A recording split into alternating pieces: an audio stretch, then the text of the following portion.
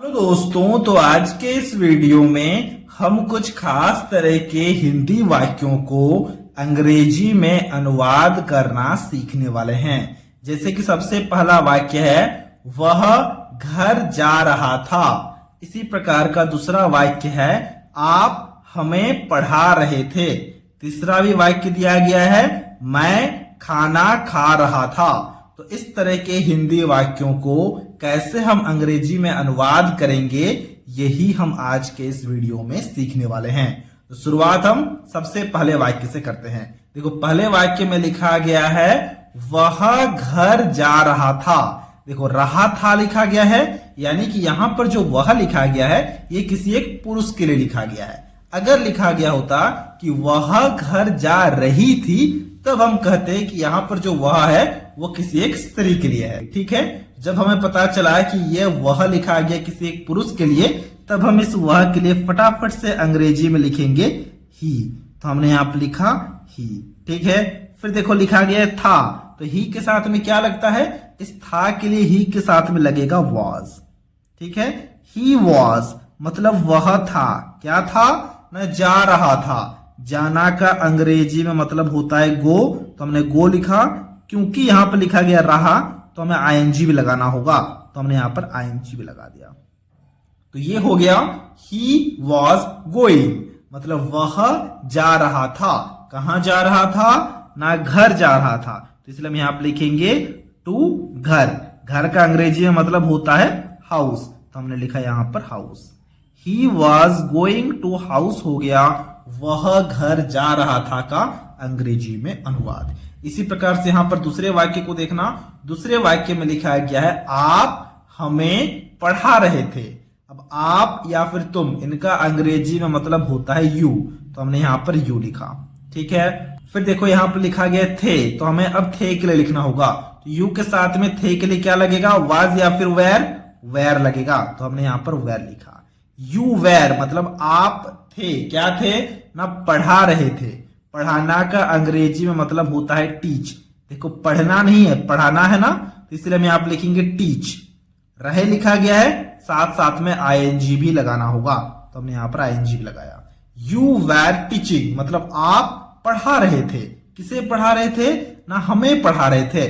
और हमें का अंग्रेजी में मतलब हो जाएगा अस, तो हमने यहां पर अस लिखा। यू वेर टीचिंग अस हो गया आप हमें पढ़ा रहे थे का अंग्रेजी में अनुवाद। इसी प्रकार से यहां पर तीसरे वाक्य को देखना।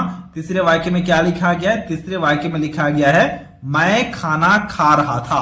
तो मैं का अंग्रेजी में मतलब क्या होता है, मैं का अंग्रेजी में मतलब होता है आई, तो हमने यहां पर आई लिखा। इस था के लिए अब हमें वाज लिखना होगा, क्योंकि आई के साथ में वाज लगता है, तो हमने वाज लिखा। आई वॉज मतलब मैं था। क्या था ना, खाना खा रहा था। खा रहा, देखो खाना का अंग्रेजी में मतलब ईट होता है। कौन सा खाना, जो कि क्रिया है, उसका अंग्रेजी में मतलब ईट होता है। क्योंकि रहा लिखा गया है, इसलिए हमें यहां पर आईएनजी भी लगाना होगा। आई वॉज ईटिंग मतलब मैं खा रहा था। क्या खा रहा था ना, खाना खा रहा था। अब इस वाले खाना का मतलब होता है भोजन, और भोजन का अंग्रेजी में मतलब क्या होता है, भोजन का अंग्रेजी में मतलब होता है फूड, तो हमें यहां पर फूड लिखना होगा। आई वॉज ईटिंग फूड हो गया मैं खाना खा रहा था का अंग्रेजी में अनुवाद।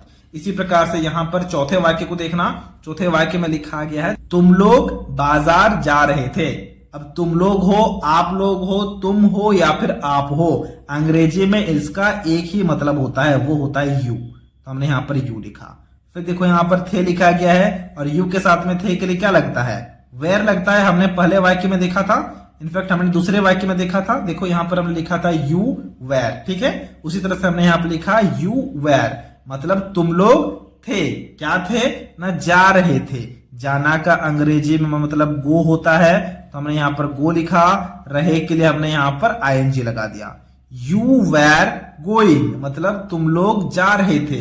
कहां जा रहे थे ना, बाजार जा रहे थे, तो हम यहां पर लिखेंगे टू बाजार। बाजार का अंग्रेजी में मतलब क्या होता है, बाजार का अंग्रेजी में मतलब होता है मार्केट, तो हमने यहां पर लिखा यू आर, हमने यहां पर लिखा you were going to market. ये हो गया तुम लोग बाजार जा रहे थे का अंग्रेजी में अनुवाद। इसी प्रकार से पांचवें वाक्य को देखना। पांचवें वाक्य में क्या लिखा गया है, पांचवें वाक्य में लिखा गया है, वह सो रही थी। अब देखो यहां पर भी रही थी लिखा गया है, यानी कि इस वह के जगह में हम क्या लिखेंगे, यहां पर लिखेंगे हम सी। जो पहले वाक्य था वहां पर जरा ध्यान से देखना, पहले वाक्य में क्या लिखा गया था, देखो वह जा रहा था लिखा गया है, इसलिए यहां पर ही लगा है। लेकिन यहां पर लिखा गया देखो वह सो रही थी, यानी कि रही थी लिखा गया है, इसलिए हमने यहां पर सी लिखा। ठीक है, ठीक है, थी है तो उसके लिए वाज लगाना होगा। सी वॉज मतलब वह थी, क्या थी ना, सो रही थी। सोना का अंग्रेजी में मतलब होता है स्लीप। सोना यानी कि जो कि क्रिया है उसका अंग्रेजी में मतलब होता है स्लीप। रही लिखा गया है, आईएनजी भी लगाना होगा।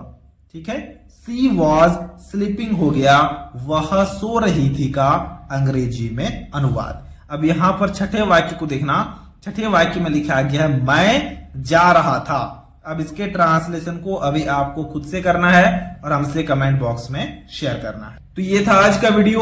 अगर आपको ये वीडियो अच्छा लगा है तो इस वीडियो को एक लाइक जरूर से जरूर कर देना, और कुछ इसी तरह के वीडियोस को देखने के लिए आप हमारे चैनल को भी सब्सक्राइब कर सकते हो।